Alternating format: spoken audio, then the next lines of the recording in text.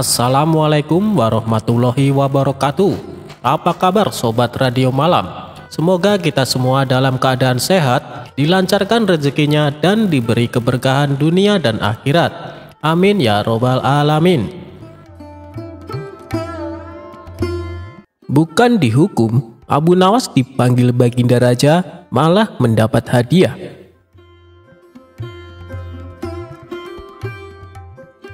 Dalam khasanah keislaman, nama Abu Nawas begitu familiar di telinga umat muslim. Tokoh sufi yang hidup pada zaman Khalifah Harun al-Rasyid ini dikenal lewat kisah-kisah cerdiknya yang dapat mengocok perut bagi setiap orang yang mendengarnya. Karena kecerdasannya, Abu Nawas sering dipanggil Baginda Raja Harun untuk menyelesaikan masalah yang sedang dialami sang raja. Namun, karena kedekatan tersebut, banyak pihak yang merasa iri, terutama di kalangan istana kerajaan itu sendiri.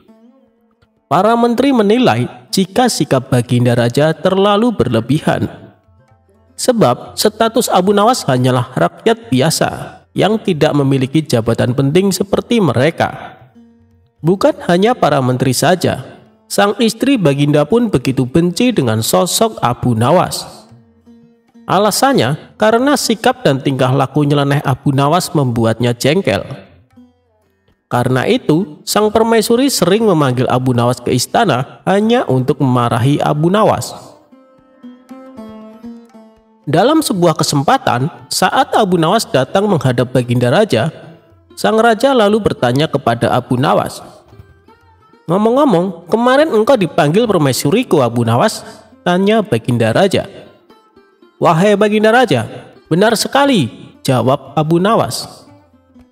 "Sudah kuduga, engkau pasti dimarahi dan dicaci maki seperti sebelumnya," tutur sang raja sambil tersenyum kecil. "Bukan Paduka," jawab Abu Nawas singkat. "Engkau jangan mengada-ngada. Kalau bukan untuk dimarahi dan dicaci maki seperti biasanya, untuk apa permaisuriku memanggilmu?" tanya Baginda Raja penasaran. "Jadi begini Baginda, kemarin permaisuri hanya mengatakan jika hamba ini sangat mirip dengan Baginda Raja. Artinya sama-sama menyebalkan," jawab Abu Nawas membuat Baginda Raja tertawa terbahak-bahak. Setelah mendengar jawaban cerdas Abu Nawas itu, sang raja lalu memberinya sebuah hadiah. Abu Nawas pun segera pamit meninggalkan istana. Untuk diketahui, Abu Nawas merupakan orang Persia yang lahir sekitar tahun 750 Masehi di Ahwas. Ketika memasuki masa remaja, Abu Nawas banyak belajar ilmu agama, bahasa Arab, serta bersahabat dengan orang Badui di padang pasir.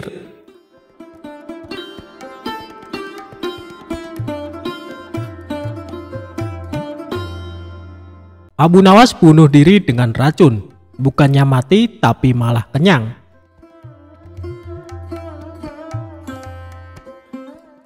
Sebelum menjadi orang kepercayaan Baginda Raja, Abu Nawas pernah bekerja sebagai penjahit.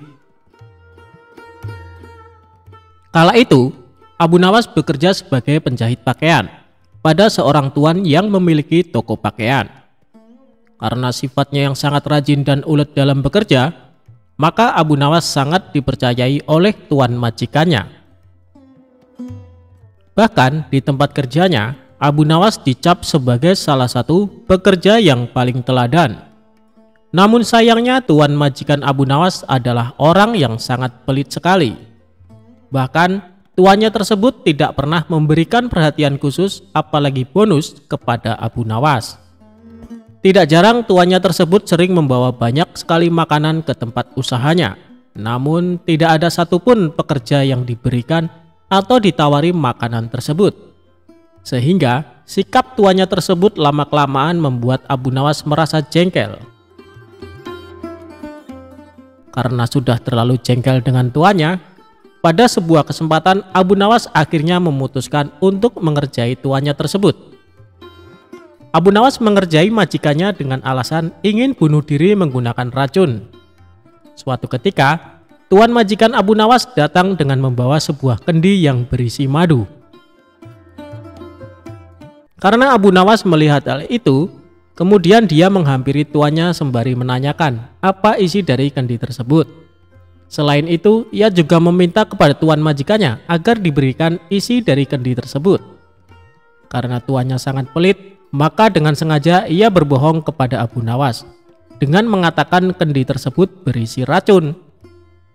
Abu Nawas pun kemudian hanya mengangguk tanda ia percaya kepada tuan majikannya. Padahal dirinya mengetahui kalau tuan majikan sedang berbohong tentang isi kendi tersebut. Terlebih lagi, Abu Nawas sempat mencium bau madu dari kendi yang dibawa oleh tuan majikannya. Tidak lama kemudian, tuan majikan Abu Nawas harus pergi karena ada keperluan. Karena dirasa kendi yang berisi madu tersebut aman dari para pekerjanya, termasuk Abu Nawas, maka kendi tersebut tetap dibiarkan di sana.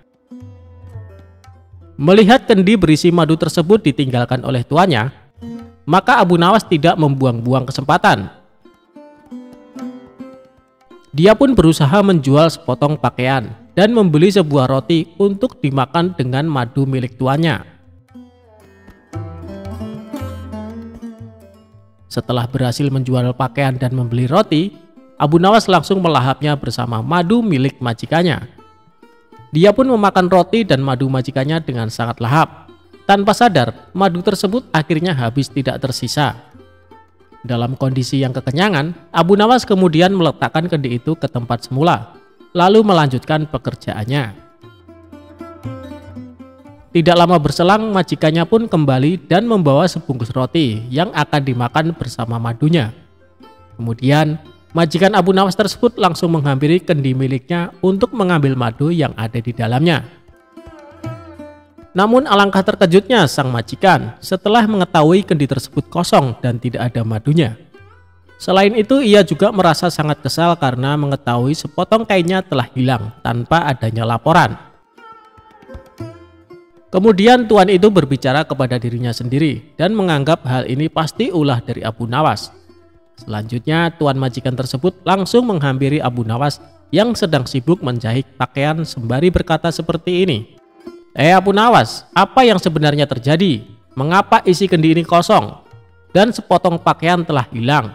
Tanya tuannya kepada Abu Nawas. Maaf tuan, tadi sewaktu tuan pergi ada sekelompok pencuri datang mengambil sepotong pakaian, jawab Abu Nawas. Lantas apa yang kamu lakukan kepada pencuri itu? Tanya tuannya lagi. Aku ketakutan dan tidak bisa berbuat apa-apa, kata Abu Nawas sambil pura-pura ketakutan. Lalu, mengapa isi kendiku hilang? Apakah diminum juga oleh pencuri itu? Tanya tuan majikan kembali. Abu Nawas pun mengatakan bukan pencuri itu yang meminum isi kendi tuan majikannya. Karena yang meminum isi kendi tersebut adalah dirinya, sebab ia berniat bunuh diri dengan racun yang ada di dalam kendi tersebut. Karena takut akan dimarahi oleh tuan, maka aku putuskan untuk memilih bunuh diri saja menggunakan racun yang ada di dalam kendi tersebut. Hamba pikir hamba akan mati, tapi ajal hamba belum sampai tuan, kata Abu Nawas kepada majikannya. Mendengar perkataan jujur dan keahlian akal pikir Abu Nawas, tuannya tersebut tidak jadi marah.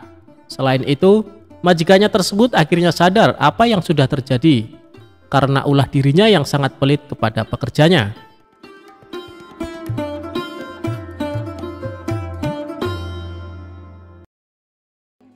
Abu Nawas memantati raja.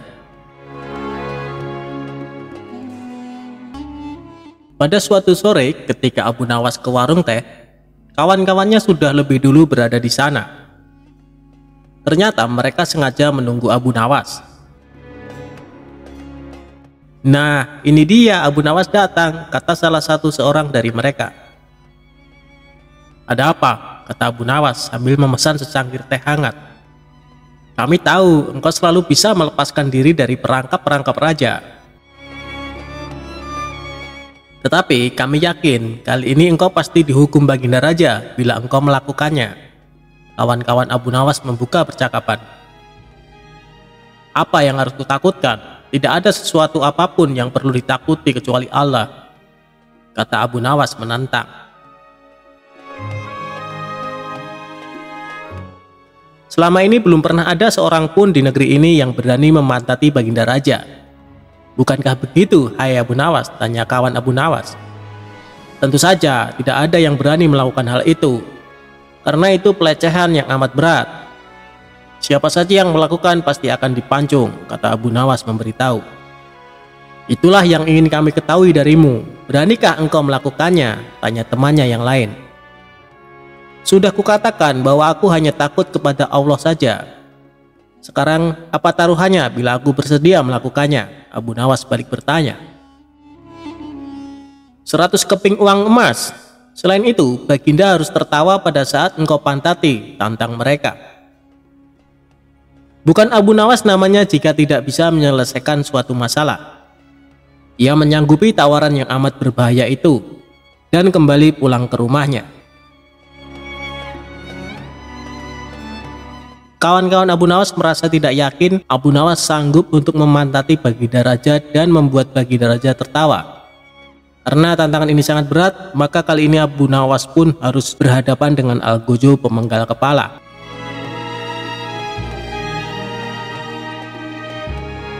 Minggu depannya, Baginda Raja mengadakan jamuan kenegaraan. Para menteri, pegawai istana, dan orang-orang dekat Baginda diundang, termasuk juga Abu Nawas. Abu Nawas merasa hari-hari berlalu dengan cepat karena ia harus menciptakan jalan keluar yang paling aman bagi keselamatan lehernya dari pedang Algojo. Tetapi bagi kawan-kawan Abu Nawas, hari-hari terasa amat panjang karena mereka sudah tidak sabar menunggu pertaruhan yang amat mendebarkan itu. Persiapan-persiapan di halaman istana sudah dimulai. Baginda Raja menginginkan acara itu akan digelar dengan meriah. Baginda tidak ingin mengecewakan para tamunya, terkhusus untuk raja-raja dari negeri sahabat yang datang.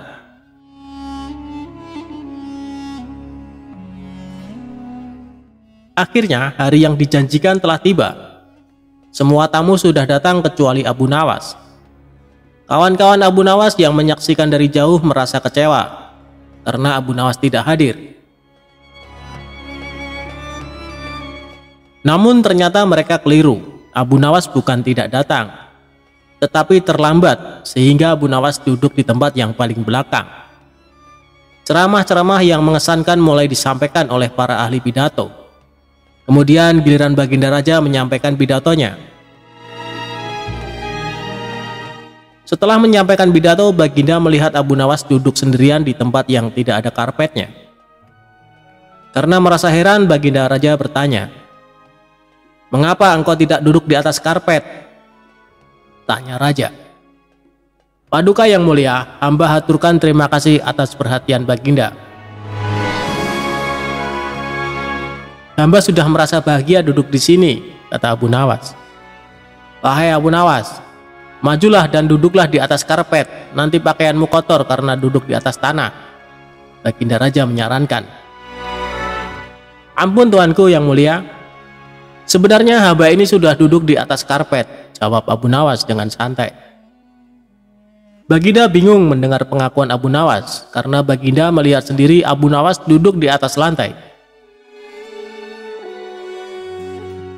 "Karpet yang mana yang engkau maksudkan itu, hei Abu Nawas?" tanya Baginda masih bingung. "Karpet hamba sendiri, tuanku yang mulia. Sekarang hamba selalu membawa karpet dimanapun hamba pergi," kata Abu Nawas seolah-olah menyimpan misteri. "Tetapi sejak tadi aku belum melihat karpet yang engkau bawa," kata Baginda Raja bertambah bingung. "Baiklah Baginda yang mulia, kalau memang ingin tahu maka dengan senang hati hamba akan menunjukkan kepada Paduka yang mulia," kata Abu Nawas sambil beringsut-ringsut ke depan. Setelah cukup dekat dengan Baginda, Abu Nawas berdiri, kemudian menunggingkan menunjukkan potongan karpet yang ditempelkan di bagian pantatnya. Abu Nawas kini seolah-olah memantati Baginda Raja. Melihat ada sepotong karpet menempel di pantat Abu Nawas, Baginda Raja tak bisa membendung tawa sehingga beliau terpingkal-pingkal diikuti oleh para tamu yang datang. Menyaksikan kejadian yang menggelikan itu, kawan-kawan Abu Nawas merasa kagum dan mereka harus rela melepas 100 keping emas untuk Abu Nawas.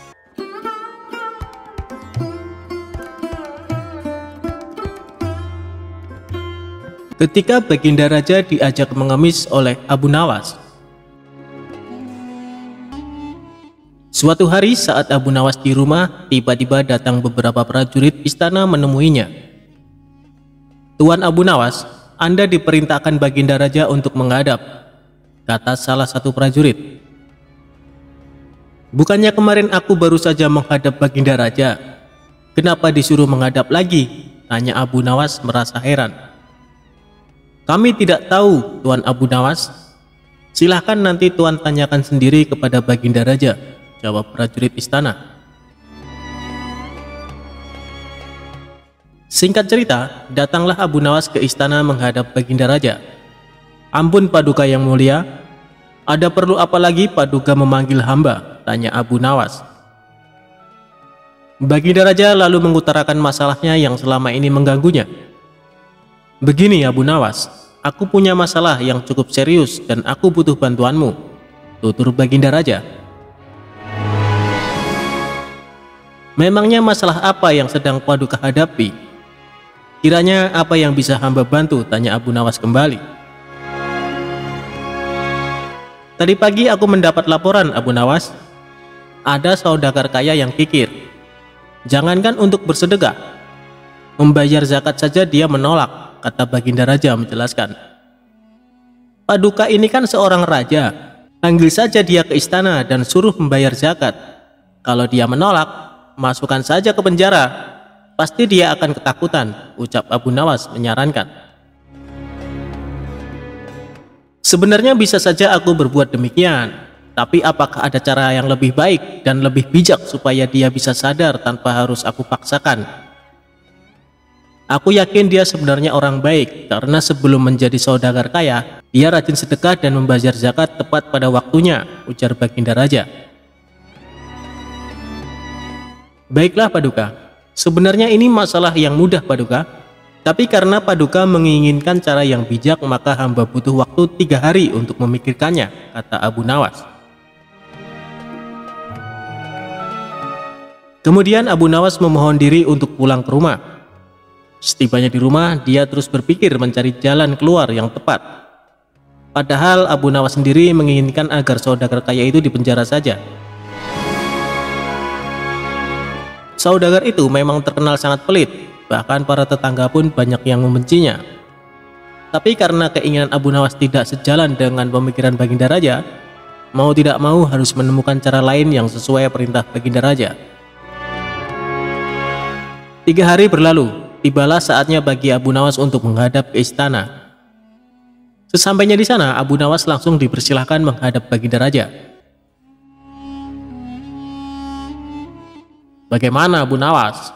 Apakah kamu sudah menemukan caranya?" tanya Baginda Raja. "Sudah Paduka, hamba sudah menemukan caranya," jawab Abu Nawas. "Bagus, beritahu aku sekarang caranya," minta Baginda Raja. "Tapi hamba tidak yakin Paduka akan bersedia melakukannya," timpal Abu Nawas. "Apa caranya? Katakan saja," ucap Baginda Raja mulai penasaran. "Caranya adalah hamba dan Baginda Raja harus menjadi pengemis. Lalu kita datangi rumah saudagar kaya itu.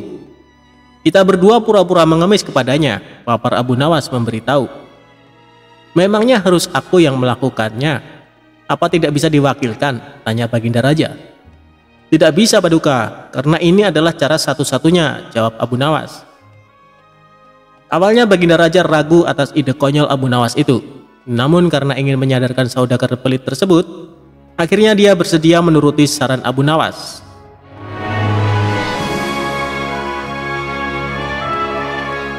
Esok harinya Abu Nawas dan Baginda Raja mendatangi rumah saudagar kaya itu dengan mengenakan baju layaknya pengemis.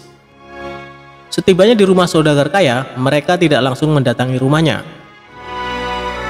"Kita awasi dulu Paduka, tunggu saudagar itu keluar. Kalau kita ke sana sekarang, nanti yang akan menemui kita adalah penjaganya. Kita pasti akan diusir. Percuma kita ke sana tapi tidak bisa menjumpai saudagar itu," tutur Abu Nawas.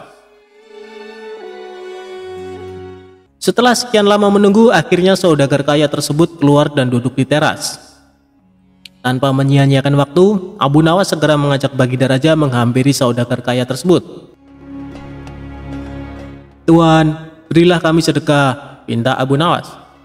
Tidak ada, aku tidak punya uang receh, balas saudagar kaya itu dengan nada ketus. Apakah Tuan punya makanan? Kami lapar sekali Tuan, tanya Abu Nawas. Tidak ada, sana pergi kalian, jawab saudagar tersebut mulai emosi. Baiklah kalau begitu kami minta air putih saja Tuan, balas Abu Nawas. Kalian ini tuli atau gimana sih? Sudah aku bilang tidak punya apa-apa, sana pergi kalian, jangan ganggu aku, bentak saudagar kaya. Di saat itulah Abu Nawas mulai akal cerdiknya, kasihan sekali kalau Tuan tidak punya apa-apa. Kenapa Tuan tidak ikut saja sama kami, kita mengemis bersama-sama Tuan, ajak Abu Nawas. Akibat perkataan Abu Nawas ini, saudagar kaya menjadi salah tingkah. Antara marah, tersinggung, malu bercampur aduk menjadi satu. Ia pun terdiam untuk beberapa saat. Tiba-tiba terlintas di benaknya ingatan masa lalu. Dahulu dia adalah orang miskin tapi rajin bersedekah. Namun sekarang setelah kaya raya, justru menjadi orang kikir. Wajahnya yang tadinya terlihat galak, kini malah tertunduk lesu. Bagaimana? Apakah Tuan memilih jadi orang miskin atau orang kaya? Kalau masih ingin jadi orang kaya, jangan lupa bersedekah dan bayar zakat. Kalau tidak mau sedekah, mengemis sajalah seperti kami, tutur Abu Nawas.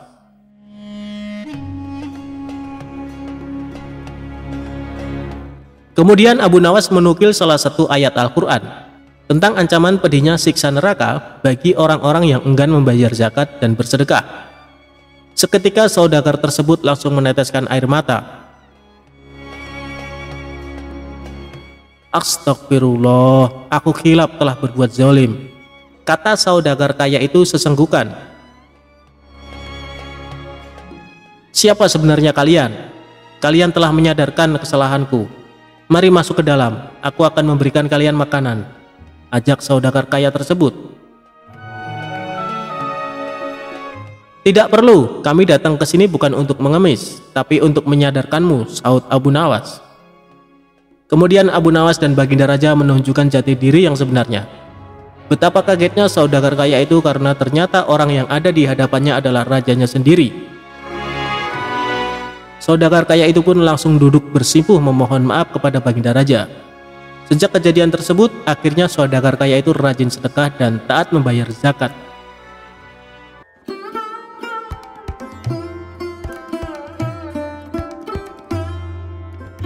Pencuri yang menyamar jadi keledai akhirnya tobat minta ampun.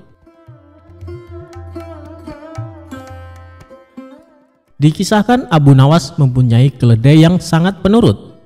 Kemanapun Abu Nawas pergi selalu mengajak serta keledainya. Banyak orang mengagumi keledai milik Abu Nawas. Bahkan ada beberapa yang menawar ingin membelinya dengan harga tinggi. Namun Abu Nawas selalu menolaknya. Suatu hari saat Abu Nawas berkeliling kampung bersama keledainya, dia dibuntuti dua orang diduga pencuri. Mereka tampak ingin mengincar keledainya Abu Nawas.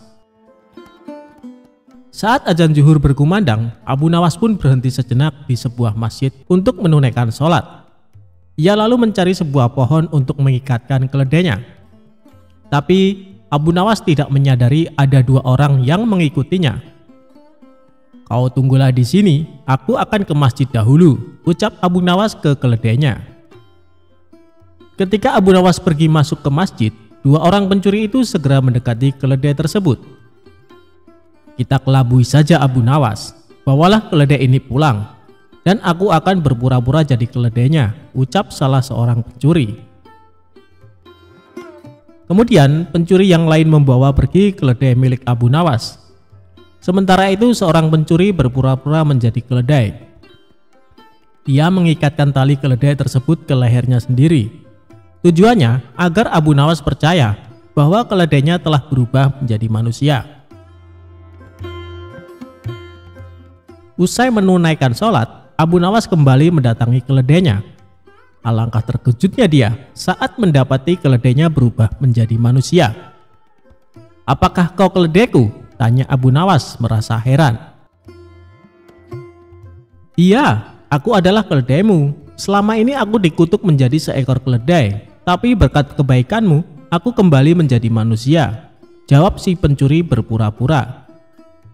Abu Nawas tidak mau percaya begitu saja, sebab dilihat banyak kejanggalan.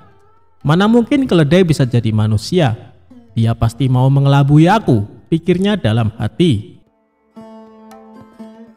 Tapi Abu Nawas tidak mau kalah. Dia mendapat ide untuk membuat si pencuri kapok.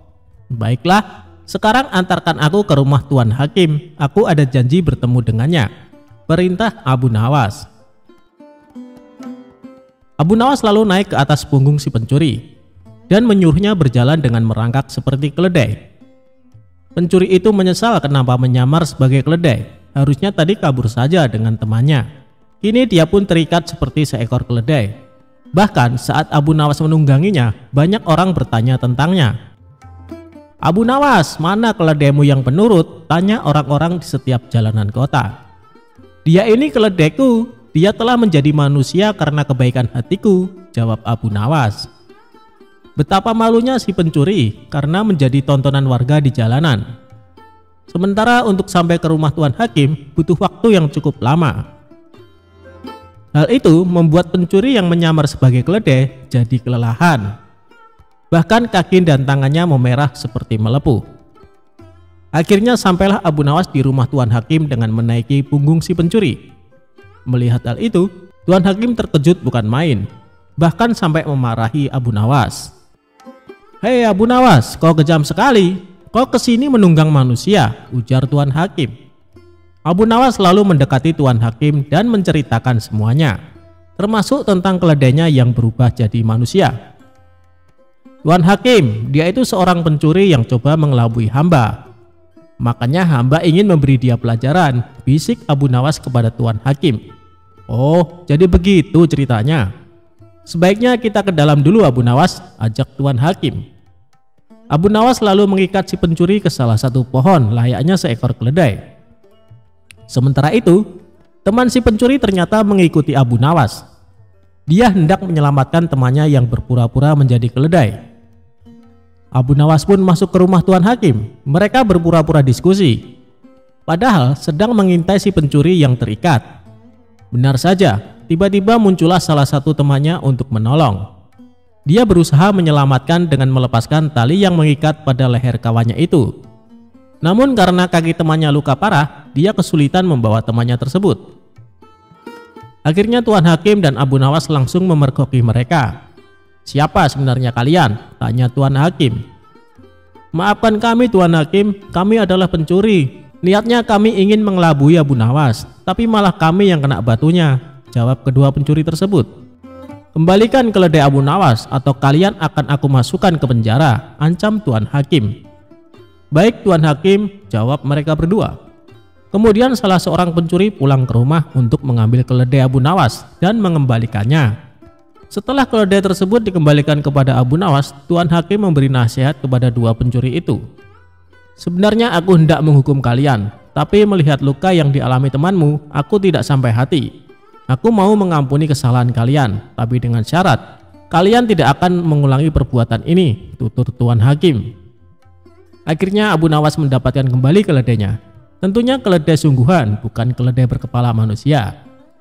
Sedangkan kedua pencuri itu menyadari kesalahannya dan berjanji tidak akan mencuri lagi.